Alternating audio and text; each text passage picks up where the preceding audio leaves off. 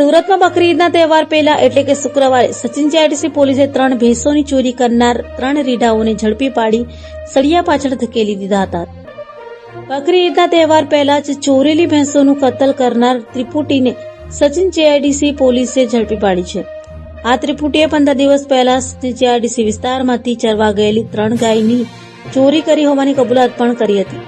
Sachin GIDC police મથકના કુલદીપસિંહ ગોહિલ અને તેમનો સ્ટાફ પેટ્રોલિંગમાં હતો ત્યારે તેઓએ બાતમી મળી હતી કે એક સફેદ કલરની બોલેરો પિકઅપ વાનમાં ભેંસોને લઈ જવામાં આવી રહી છે. બાતમીના આધારે સચિન જીઆઈડીસી વિસ્તારમાંથી પોલીસના સ્ટાફે બોલેરો પિકઅપને પકડી પાડી હતી.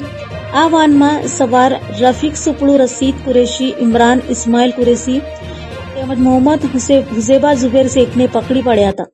પોલીસે તેઓની કડક પૂછપરછ કરતા ત્રિપુટીએ કબૂલાત કરી હતી કે 15 દિવસ પહેલા સચિન જીઆઈડીસી વિસ્તારમાંથી 3 ભેંસોની ચોરી કરી હતી અને બકરી ઈદના દિવસ પહેલા જ તેનું કતલ પણ કર્યું હતું.